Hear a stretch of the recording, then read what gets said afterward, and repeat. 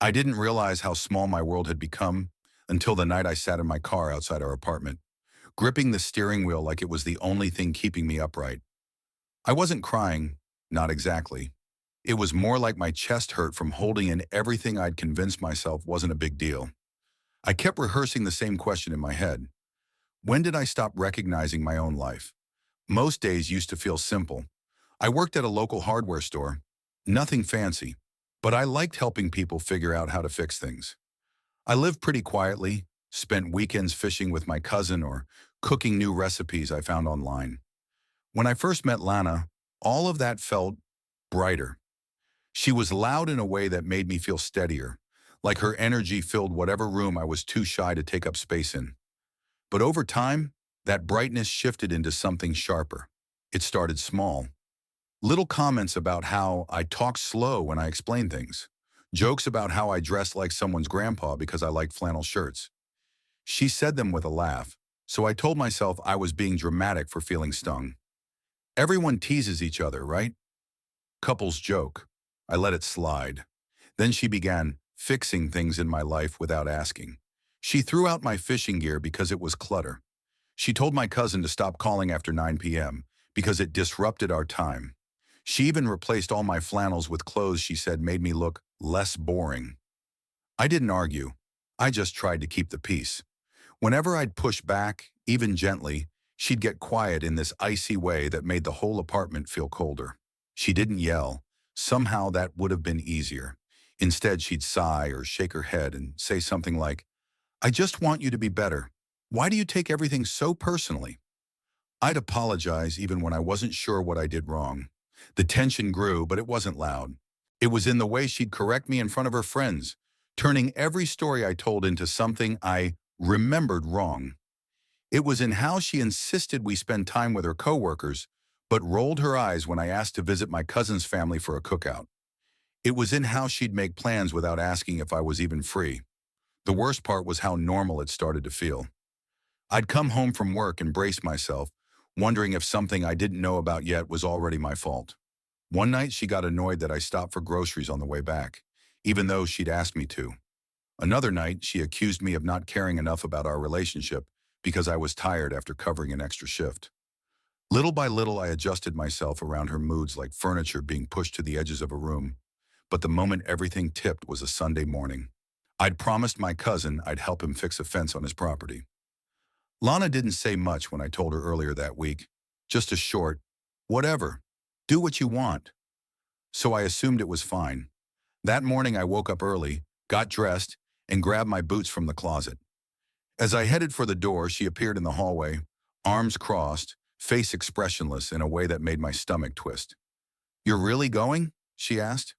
"I told you about it," I said. "He needs an extra pair of hands." She shook her head slowly. "I just didn't think you'd choose them over your girlfriend." Again. I tried to explain, but she talked over me. Softly, calmly, like everything she said was undeniable truth.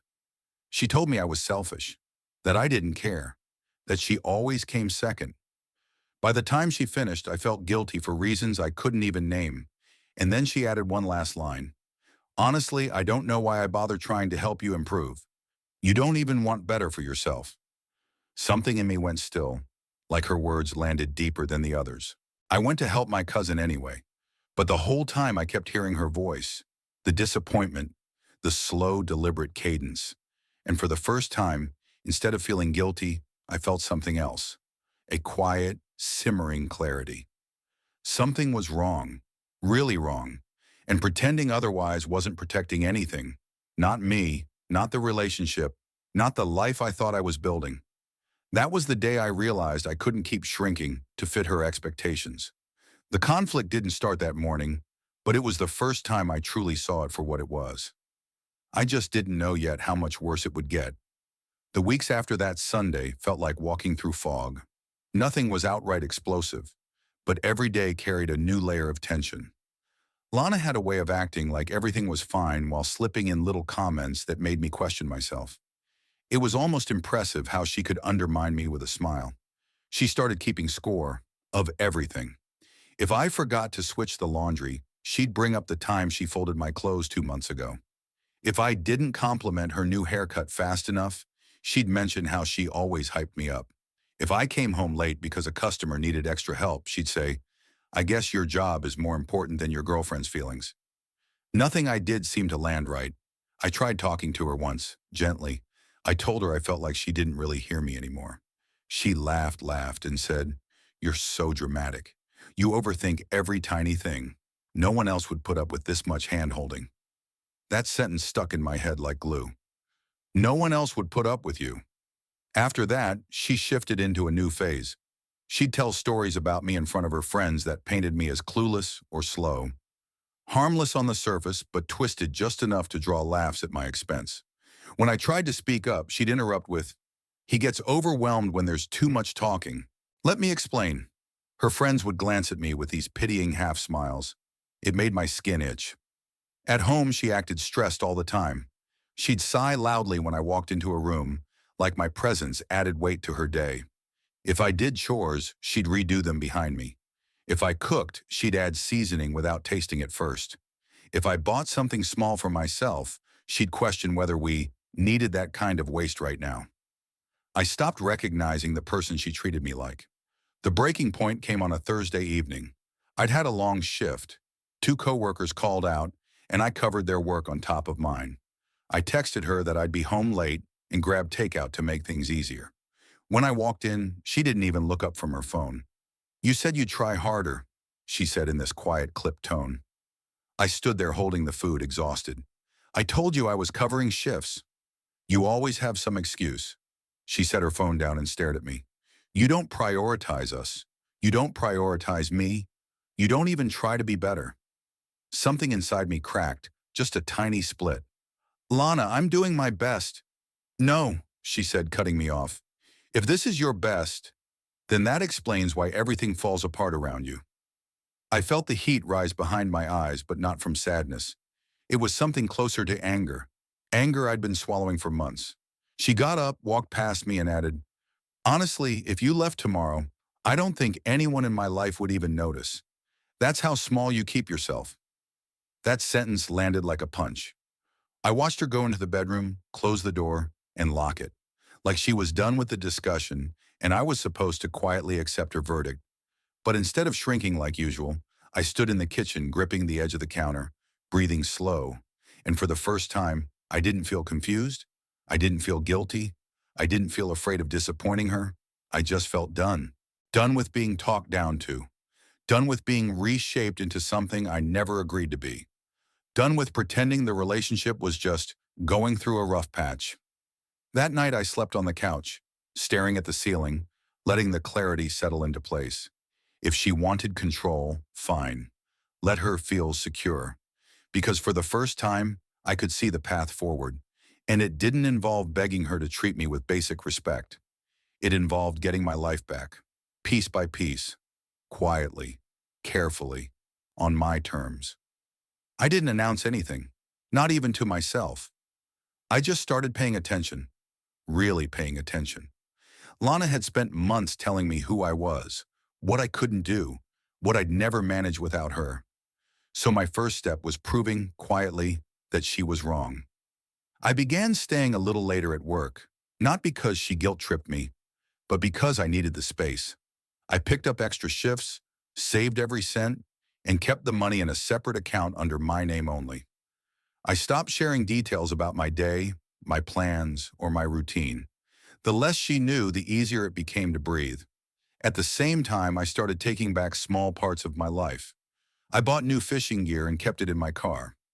I reconnected with my cousin, meeting him for lunch near the hardware store instead of at the apartment. I even dug my old clothes out of the donation box in the storage closet, the flannels she hated. Wearing them felt like slipping back into my own skin. Lana barely noticed the changes at first. She was too busy micromanaging everything else. She'd leave lists on the counter, notes on the fridge, texts reminding me to stay on track. I followed them perfectly. I didn't push back. I didn't argue. I didn't give her anything to react to. And she loved that. She thought she was winning. Meanwhile, I collected proof. Every message where she put me down. Every time she rewrote a story to make me look incompetent. Every moment she contradicted herself, twisted her words, or shifted blame. I never planned to use it publicly. I just needed clarity, objective reminders of the patterns she kept convincing me I imagined. Reading through them late at night made everything snap into focus. It wasn't me. It had never been me. The final piece of the plan came from something she didn't even mean to reveal. One night, she left her phone on the table while showering. A text popped up from her coworker, a guy named Sean she'd always described as like an annoying little brother. The message wasn't romantic, but it was familiar. Too familiar. He's already starting to change the way I want. Just takes patience, lol. My stomach didn't drop. My hands didn't shake. Instead, I felt something strangely steady settle in. I didn't open the thread. I didn't need more. The text itself told me everything. She didn't just want control. She treated shaping me like a project she got to brag about. That was the moment the plan sharpened. I didn't confront her. If she knew I'd seen it, she'd twist it, deny it, make me the problem again. Instead, I took the quiet approach. I sorted my things into boxes during the day when she was at work. I packed slowly, choosing only what was mine, leaving behind anything she'd bought to improve me. I stored the boxes at my cousin's place, one trip at a time. By the third run, I could walk into the apartment without feeling like it belonged to me anymore. Meanwhile, I kept playing my role. I nodded when she criticized me. I thanked her when she corrected me. I acted like the same version of myself she thought she'd molded. Then came the moment I'd been waiting for. A Saturday morning, she was sitting at the kitchen table with her coffee, scrolling through her phone, sighing dramatically every few minutes. Eventually, she said, "We need to talk about your attitude. I've been patient, but you're slipping." I took a seat across from her. "Okay," I said. "What do you think needs to change?" She lit up. Finally, she had something to fix again. She launched into a list of things she claimed I wasn't doing right. How I talked, how I dressed, how I reacted to stress, how I didn't appreciate her guidance. The whole time she spoke, I just listened with a calm I hadn't felt in months. When she finished, she said, "Do you understand what I'm telling you?" And I nodded. "Yeah, I understand everything now." She smiled like she'd won. But she didn't know that while she talked, I'd already placed the apartment key on the table. I didn't break the news then. Not yet. That moment wasn't for her. It was for me. Because now the stage was set. Everything I needed was in place. And for the first time, I wasn't the one being cornered. She was. The revenge wouldn't be loud. It would be leaving her with exactly what she tried so hard to avoid. A world where she wasn't in control anymore. I waited 3 more days, long enough for her to believe everything was still under her thumb. Long enough for me to feel absolutely certain I didn't owe her one more explanation, one more apology, or one more moment of myself. The morning I left was perfectly ordinary, which felt fitting. She was in the kitchen packing her lunch, complaining under her breath about how no one at work appreciates real effort. I was tying my boots by the door, my heartbeat steady in a way it hadn't been for months. She didn't even look up when she said, "Don't forget to vacuum today. The living room's a mess." I glanced around. The room was spotless. "Sure," I said, keeping my voice light. She walked over, kissed my cheek in that dismissive, automatic way she did when she wanted to feel like a good girlfriend. "I'll check when I get home," she added. That was the last sentence she ever said to me in that apartment. After she left, the silence felt different. Not heavy, clean. Like the air finally had room for me again. I grabbed the last duffel bag I'd kept hidden in the hall closet. Everything else I owned was already gone. I walked through the apartment slowly, not out of nostalgia, but to make sure I wasn't leaving behind anything that connected me to her life, her rules, or the version of myself she'd spent months grinding down. On the kitchen table, I placed 2 things, my key and a short handwritten note. No explanations, no anger, no dramatic speech. Just a plain message: I'm done. Don't contact me. I didn't owe her a speech about boundaries she would twist. I didn't owe her closure she would weaponize. I didn't owe her one last chance to talk me out of my own sanity. Walking out the door felt strangely calm.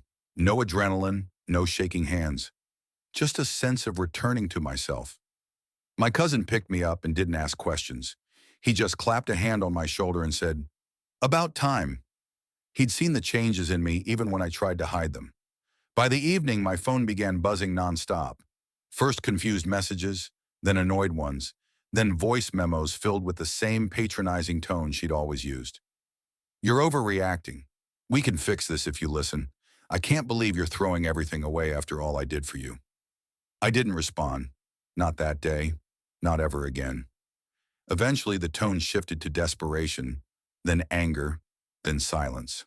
I'd blocked her number long before the final wave hit. The evidence I'd collected, the messages, the comments, the patterns, helped me stay clear when old habits tried to guilt me. Every time I questioned myself, I read one or two screenshots and immediately felt grounded again. Meanwhile, I rebuilt my life the same way I dismantled hers in it, quietly, piece by piece. I moved into a small place above a bakery where the mornings smelled like warm bread. I bought back my old hobbies. I spent weekends with my cousin's kids who treated me like I'd never disappeared. I didn't rush into anything new. I didn't try to prove anything. I just let myself exist without being managed.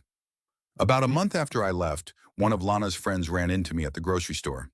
She hesitated before saying, "She's still telling people you'll come crawling back once you calm down." I laughed. Not meanly, just honestly. "She's going to be waiting a long time." Her friend looked at me for a moment and then nodded. "Good for you," she said. "You seem lighter." And I was. The real revenge wasn't the leaving. It was how quietly my life improved without her. How quickly my world expanded once her voice wasn't the loudest one in it. How peaceful everything became when I stopped apologizing for existing the way I do.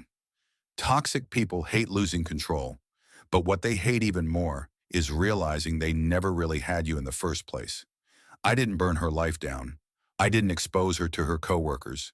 I didn't try to get even. I simply stepped out of the space she'd been trying to shrink me into and left her alone inside it. And that was enough.